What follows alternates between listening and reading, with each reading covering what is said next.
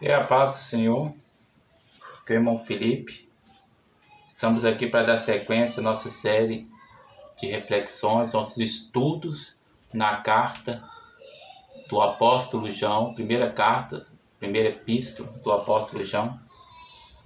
Estamos agora a partir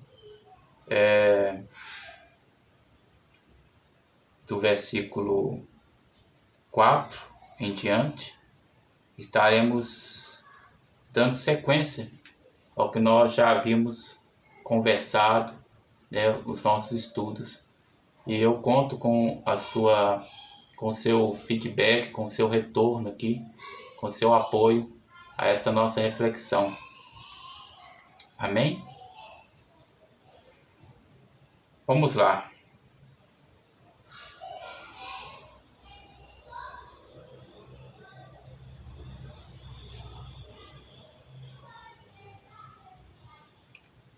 Quem vive no pecado, versículo 4. 1 João, capítulo 3, do versículo 4 ao 10. Todo aquele que pratica o pecado transgride a lei.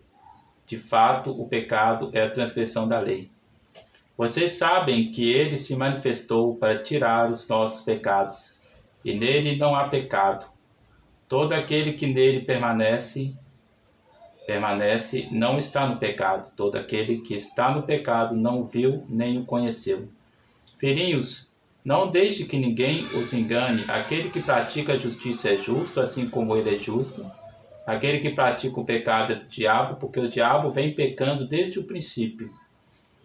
Para isso o Filho de Deus se manifestou, para destruir as obras do diabo.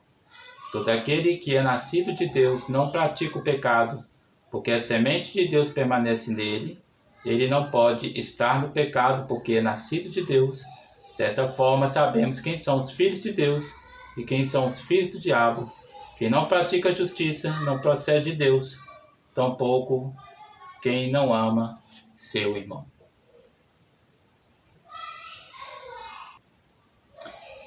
Quem vive no pecado transgride a lei, porque o pecado é iniquidade, o pecado é transgressão contra a lei. Por ser uma expressão de contexto religioso, a expressão pecado é uma expressão de contexto religioso. Não só na religião cristã você vai ver essa palavra pecado, mas em todas as religiões mais antigas, pelo menos, eu posso ver que existe essa palavra, ou uma palavra semelhante, mas que traga a mesma ideia, né? Então, por ser uma expressão de contexto religioso, muitas das vezes esquecemos que pecado é crime. Não crime, dizendo assim, contra a lei do Brasil. É claro, se você comete um deslize na lei, né? Nós sermos brasileiros, estamos subordinados à lei, né? A gente deve obedecer também. Se a gente não obedece, a gente não só incorre em crime contra a lei do Brasil, como incorre em crime contra a lei de Deus, porque Deus quer que sejamos submissos às autoridades. É claro, em exceto quando essas autoridades entram em conflito com a própria lei de Deus que está revelada na sua palavra. Mas então a ideia, se a gente usasse a palavra crime no lugar da palavra pecado, a gente conseguiria talvez entender o quão sério é isso. O quão sério é isso. Todo pecador é um criminoso. É alguém que está à margem da lei de Deus, né? Então todos nós que reconhecemos a Cristo como único Salvador, somos pessoas que foram por Deus perdoados os nossos crimes. Eram coisas sérias. Por quê? Porque é sério. Porque a sentença sobre nós não é cadeia. A sentença sobre nós é a morte eterna. E se a sentença é a morte eterna, então não é uma coisa simples.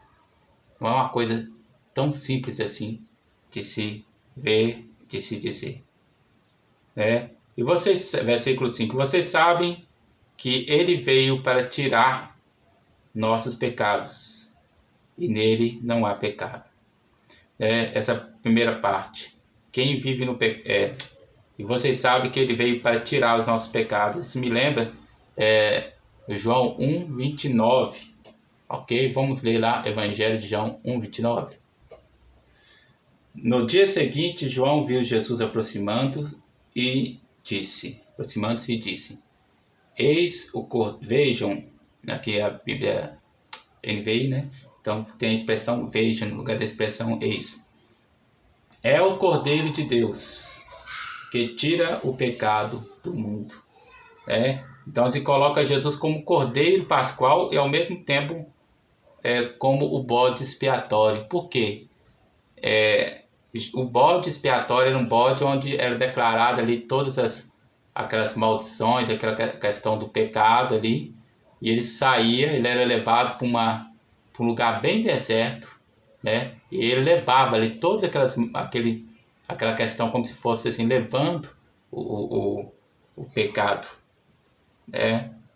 E o Cordeiro Pascual, né? O Cordeiro que é morto para que através dele houvesse o livramento de Deus, né? Quer dizer, aquele cordeiro da onde foi tirado o sangue, que foi tingido as portas e foi livrado as pessoas daquela morte certa.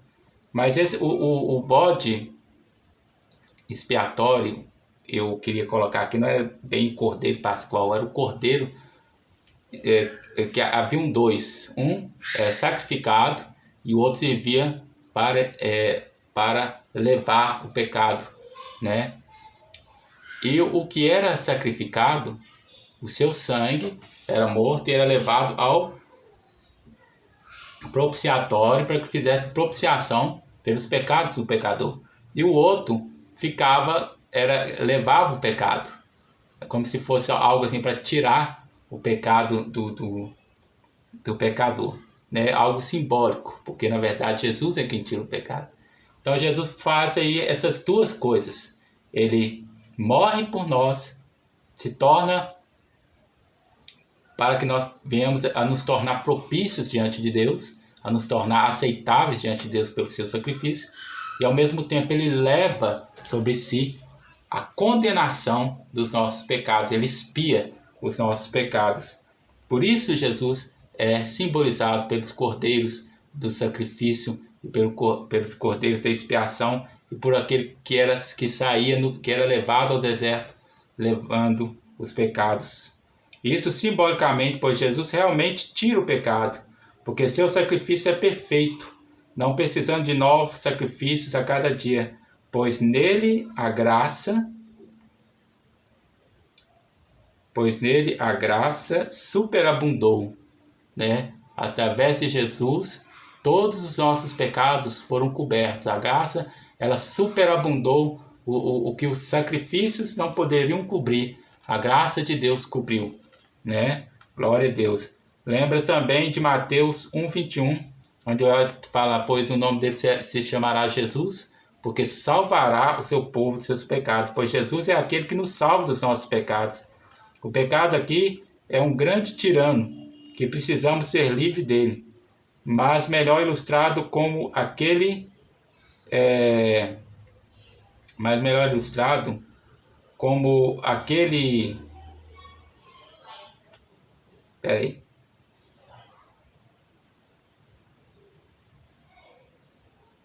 como aquele pai. Eu estou tentando achar aqui a minha anotação aqui. Está um pouco difícil.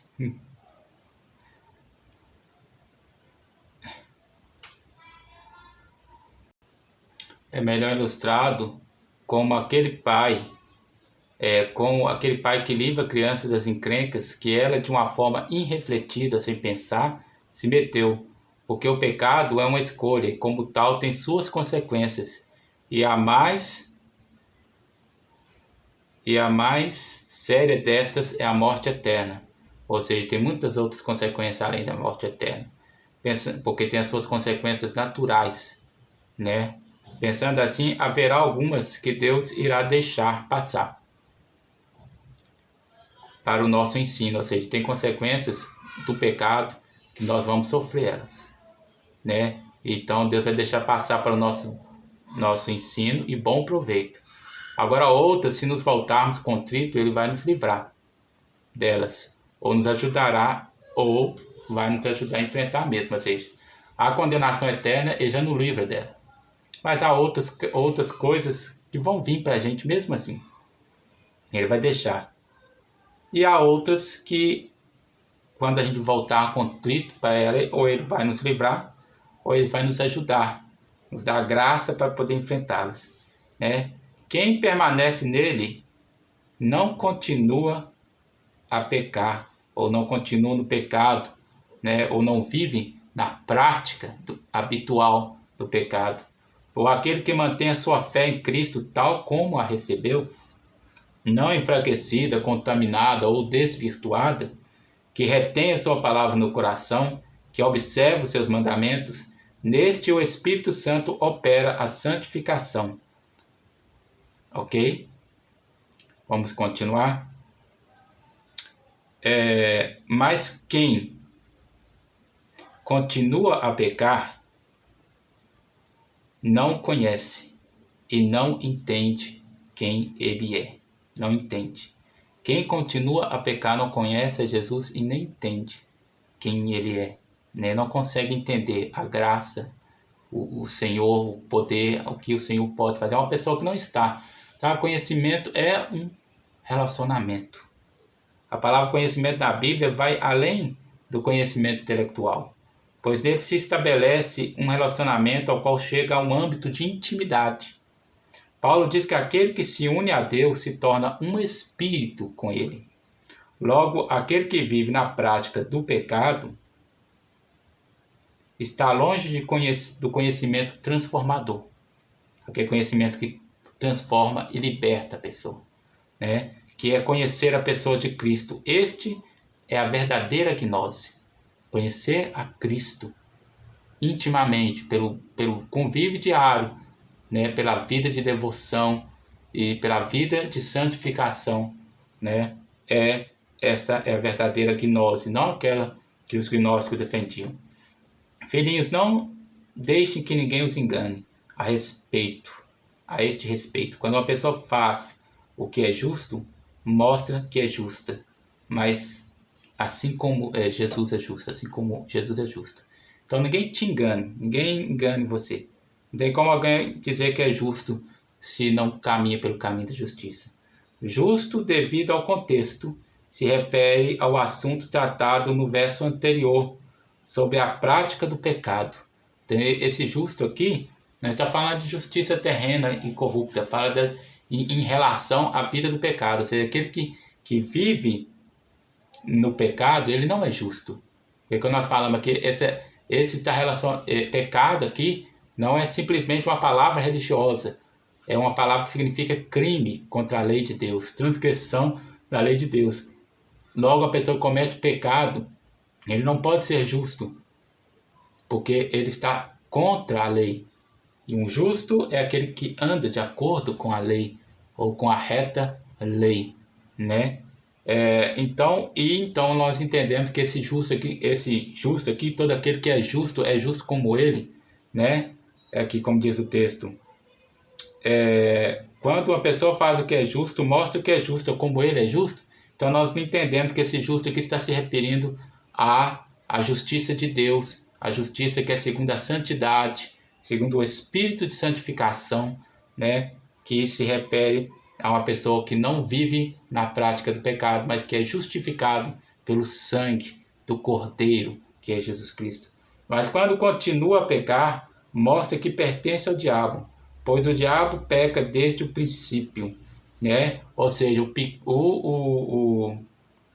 diabo tem o pecado como princípio, né? Eu vou estar lendo que um comentarista escreveu sobre isso, para que possa endossar essa expressão. Mas eu gostaria de falar antes algo que eu anotei aqui. Este pertencer tem um tom de filiação. Assim como somos filhos de Deus, eles são filhos do maligno. Jesus disse: vós tendes por pai ao diabo, e quereis satisfazer a sua vontade. João 8:48. A filiação traz consigo também a natureza do pai, né? O filho, ele tem traços, ele tem ideias, ele tem personalidades influenciadas pela personalidade do pai e da mãe. Mesmo que ele não seja 100% igual a eles, mas ele tem uma influência, assim, algo da natureza deles. Assim, o Filho de Deus tem algo da natureza de Deus, os filhos do diabo têm algo da natureza do diabo. Estes que são filhos, além de seguirem o diabo como discípulos aplicados, porque não são apenas filhos, são discípulos, refletem também sua natureza maligna. Ok, vamos ler aqui o comentário bíblico. Comentário aqui de William Barclay, né? Comentário de 1 João, pelo irmão William Barclay. Não sei se assim se expressa não, viu, irmãos? O pecado vem do diabo, e o diabo é aquele que peca, por dizê-lo assim, por princípio. Talvez seja este o significado da expressão desde o princípio. Versículo 8. Pecamos pelo que as coisas e o prazer que julgamos ilícito têm a nos oferecer. Para o diabo, o pecado é uma questão de princípio. O pecado é aquilo ao que dedicou sua vida. O Novo Testamento não procura explicar o diabo e suas origens, mas está firmemente convencido. E de fato trata-se de uma experiência universal, de que há no mundo um princípio e um poder hostil a Deus, e que pecar é obedecer a este poder em lugar de obedecer a Deus. O versículo diz assim: porque ele peca desde o princípio, ou seja, desde que Satanás foi criado, ele colocou isso como um princípio norteador da sua vida, o pecado. Então ele peca por princípio, ele não peca porque tem um desejo tentador na vida dele. Porque essa questão de sentimentos e de desejos são nossos, né? Embora tenha uma ilustração que diz que o diabo se tornou um ser orgulhoso, mas ele é um orgulho de princípio, não um orgulho de sentimento. Não é um orgulho de sentimento. O diabo peca desde o princípio. Então essa expressão fala que desde o princípio, desde que ele começou, ele tomou aquilo e fez aquilo como uma orientação da sua vida. Por isso o comentarista ele faz essa observação, que esse desde o princípio não quer dizer apenas desde o começo, mas quer dizer que ele tomou o pecado como um princípio. A pessoa peca porque o pecado traz algum retorno, gratificação, alguma coisa ilusória para ele, que traz um prazer para ele. Mas o diabo não peca por causa de prazer, ele peca por causa de princípio, né? Vamos lá. Por isso o Filho de Deus veio para destruir as obras do diabo. Sabemos, por meio de Gênesis capítulo 3, que o diabo foi aquele que introduziu o pecado na humanidade. E desde então continuou a sua obra criando todo tipo de corrupção, estruturando um engenhoso e complexo sistema chamado mundanismo, no qual não se sabe onde começa a atuação do diabo e termina a do homem. É um sistema tão complexo que você não sabe se o homem está sendo usado por Satanás, se está sendo apenas estimulado pela sua carne, ou se é dele mesmo, porque o sistema é tão complexo que ele se estimula a si próprio. É esse sistema que o diabo fez, de forma que o pecado está tão entranhado na natureza humana e que fica assim, de forma orgânica. Ele age de forma orgânica, até mesmo sem precisar do diabo atuar. Mas você não sabe aonde termina a atuação do diabo e onde começa a atuação do homem. Então é muito erro a gente falar, não precisou do diabo para tentar ele, porque ele mesmo próprio fez. Porque é um erro falar isso, porque o diabo também está tentando ele. Mas também é um erro falar que é um erro falar que o diabo não estava tentando, também eu ia falar que o diabo estava tentando, porque também tem a própria natureza do homem já ali alimentada e exercitada no pecado. Ou seja, esse mundanismo é um sistema tão complexo que você não sabe onde começa a atuação do diabo e onde termina do homem, onde começa a atuação do homem e termina do diabo. Pois um é o pai e o outro é o filho.